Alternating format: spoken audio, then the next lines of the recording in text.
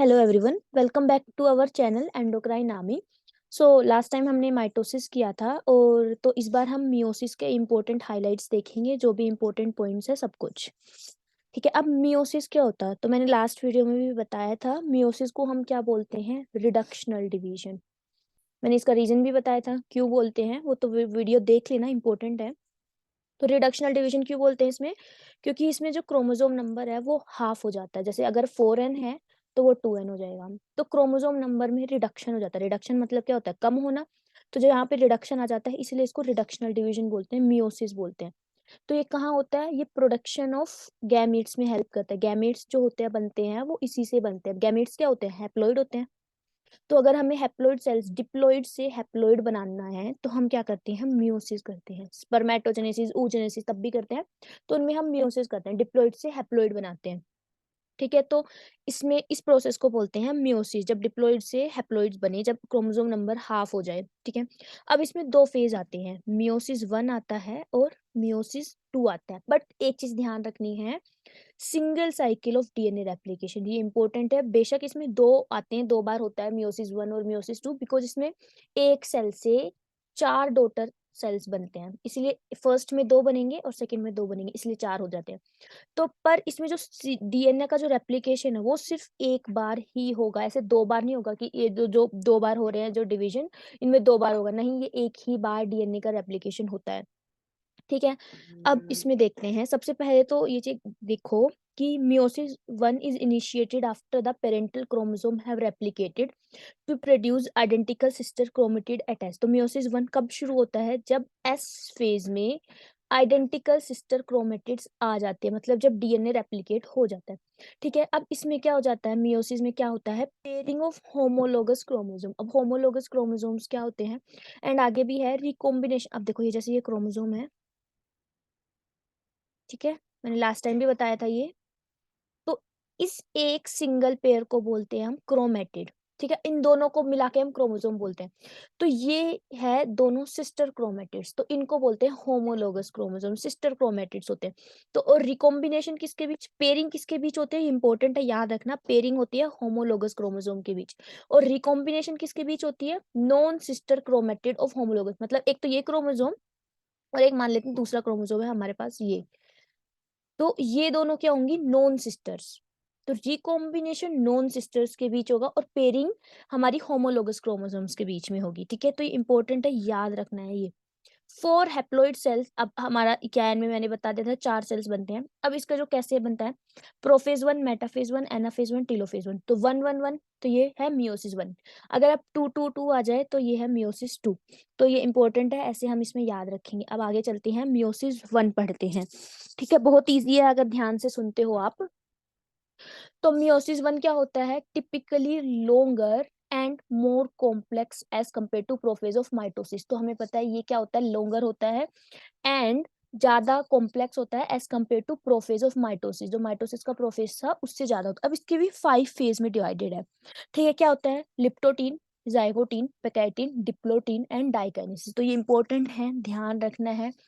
इसकी कोई ट्रिक नहीं बनाओ, अगर ट्रिक बनाओगे तो एग्जाम में भूल जाओगे। जहां तक मैक्सिमम चांसेस, मैक्सिमम केसेस में यही होता है कि भूल जाते हैं। तो बेटर इसको एज इट इज ही याद कर लो, leptotene, zygotene, pachytene, diplotene, diakinesis. ठीक है, तो इंपॉर्टेंट है।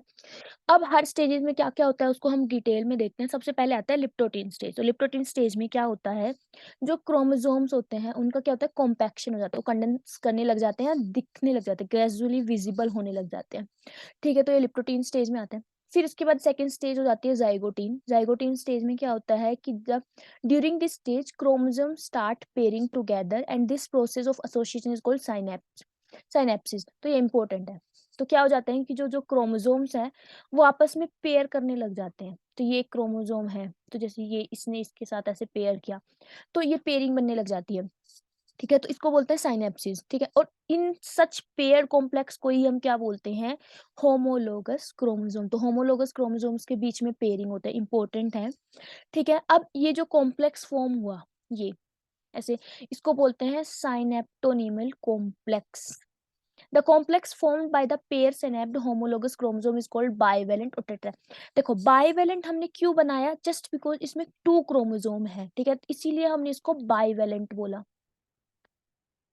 और हमने इसको टेट्राड क्यों बोला, जस्ट बिकॉज 4 क्रोमेटिड है, 4 सिस्टर क्रोमेटिड्स इसमें है, इसलिए हमने इसको टेट्राड का मतलब क्या होता है 4, क्योंकि 4 सिस्टर क्रोमेटिड्स है, और बाइवेलेंट का मतलब क्या होता है 2, तो मतलब 2 क्रोमोसोम है, तो इसको बोलते हैं बाइवेलेंट या फिर टेट्राड। ठीक है। अब ये जो दोनों स्टेजेस हमने पढ़ी, लिप्टोटीन और जाइगोटीन, ये शॉर्ट लिव्ड होती है एज कम्पेयर टू पैकेटिन। तो इनमें हमने क्या किया, फिर लिप्टोटीन में कंडेंसेशन होता है, कॉम्पैक्शन ऑफ क्रोमोसोम होता है। जाइगोटीन में क्या बनता है, साइनेप्टोनिमल कॉम्प्लेक्स होता है, ये इंपॉर्टेंट है, याद रखना है। ठीक है। अब पैकेटिन स्टेज में क्या होता है, ये इंपॉर्टेंट है देखना। During this stage, the 4 chromatids of each bivalent chromosome becomes distinct and clearly appear as tetrad। तो ये जो 4 जो हमारी जो टेट्राड बनी थी, ये अब डिस्टिंक्ट हो जाती है, मतलब अलग से अच्छे से दिखने लग जाती हैं, हमें पता लगता है कि ठीक है 4 सिस्टर क्रोमेटिड्स हैं, इजीली विजिबल हो जाती हैं। ठीक है। This stage is characterized by appearance of recombination nodules. तो इसमें क्या आ जाता है, रिकॉम्बिनेशन नोड्यूल्स आ जाते हैं। अब जिस साइड पे क्रॉसिंग ओवर होती है, अब देखो कैसे क्रॉसिंग ओवर कैसे बोल रहे हैं हम। मान लेते हैं ये एक क्रोमोसोम है, ठीक है, और ये दूसरा क्रोमोसोम है, तो क्या करते हैं, इसके बीच में और इसके बीच में क्रॉसिंग ओवर होती है, ये दोनों आपस में अपने जेनेटिक मटेरियल को शेयर करते हैं, तो इसको बोलते हैं क्रॉसिंग ओवर। ठीक है, 2 होमोलोगस क्रोमोसोम क्रॉस करते हैं, ठीक है, और क्या बनाते हैं, पहले किसकी हेल्प से करते हैं, रिकॉम्बिनेज नोड्यूल बनाते हैं, और कौन सा एंजाइम होता है, रिकॉम्बिनेज। ये इंपॉर्टेंट है, क्रॉसिंग ओवर किसकी वजह से होते हैं, एंजाइम मीडिएटेड प्रोसेस होता है, कौन सा एंजाइम काम आता है, रिकॉम्बिनेज, इंपॉर्टेंट है। रिकॉम्बिनेशन नोड्यूल्स भी बनाते हैं ये। ठीक है, क्रॉसिंग ओवर का फायदा क्या है, crossing over leads to recombination of genetic material of on 2 chromosome. तो क्या करवाते हैं, एक्सचेंज करवाते हैं जेनेटिक, इसलिए तो वेरिएशंस आते हैं, वेरिएशंस इसी रीजन की वजह से आते हैं, क्योंकि क्रॉसिंग ओवर होती है 2 डिफरेंट क्रोमोसोम्स के बीच में, तो इसकी वजह से जेनेटिक वो मटेरियल्स एक्सचेंज होता है। अगली स्टेज क्या है, डिप्लोटीन। डिप्लोटीन में अब ये जो साइनेप्टोनिमल कॉम्प्लेक्स बना था, इसका क्या हो जाता है, डिसोल्यूशन होने लग जाता है, ये खत्म होने लग जाता है। ठीक है, और फिर क्या बना लेते हैं, जैसे ये खत्म होते जाता है, तो एंड में क्रोमोसोम का ये जो एंड है, इसमें ये एक्स शेप ऐसे स्ट्रक्चर बन जाता है, ये एक्स शेप, ये ठीक है, इसको क्या बोलते हैं, कैजमेटा बोलते हैं। ठीक है, अब ये लाइन इंपॉर्टेंट है, इन oocyte और some vertebrates diplotene can last for months और ईयर। कुछ oocytes में ये जो डिप्लोटीन है, ये कुछ मंथ और ईयर्स तक लास्ट करते हैं। फाइनल स्टेज डायकाइनेसिस में क्या होता है, टर्मिनलाइजेशन, बिल्कुल ये जो एक्स शेप बना था चेस्मेटा, ये खत्म हो जाता है, ये दोनों क्रोमोसोम अलग अलग हो जाते हैं, ये अपने रास्ते, ये अपने रास्ते, ऐसे अलग अलग हो जाते हैं। ठीक है, टर्मिनलाइजेशन हो जाता है, उसमें तो डिसोल्यूशन ऑफ साइनेप्टोनिमल कॉम्प्लेक्स था, चिasmata फॉर्मेशन थी, इसमें क्या होता है, टर्मिनलाइजेशन हो जाता है, फुल्ली कंडेंस्ड हो जाते हैं। ठीक है, अब ये लाइन इंपॉर्टेंट है। By the end of diakinesis the nucleolus disappear and the nuclear envelope also break down. जो न्यूक्लियोलस था वो डिसअपियर हो जाता है, और न्यूक्लियर एनवेलप भी खत्म हो जाती है। अब आता है मेटाफेज 1। अब मेटाफेज 1 इंपॉर्टेंट है और इजी भी है, देखो क्या होता है मेटाफेज 1 में, द बाइवेलेंट क्रोमोसोम अलाइन और इक्वेटोरियल प्लेट्स। ठीक है, अब ये जो है प्रोफेज 1 हो गया। मेटाफेज 1 में था, ये जो बाइवेलेंट क्रोमोसोम थे, ये दोनों अब क्या होता है, इक्वेटोरियल प्लेट पे अलाइन हो जाते हैं, और जो सेंट्रियोल थे उनसे एस्टर्स भी ऐसे पास हो जाते हैं, और इनके काइनेटोकोर पे, जैसा हमने माइटोसिस में पढ़ा था, सेम माइटोसिस मियोसिस से पहले पढ़ना, वरना इसमें समझ नहीं आएगा। ठीक है, तो काइनेटोकोर पे अटैच हो जाते हैं। ठीक है, फिर एनाफेज में क्या होता है, homologous chromosome separate while sister chromatid remain associated. अब ये चीज इंपॉर्टेंट है, जो देखना माइटोसिस का एनाफेज देखना, उसमें क्या लिखा था, क्रोमेटिड सेपरेट्स।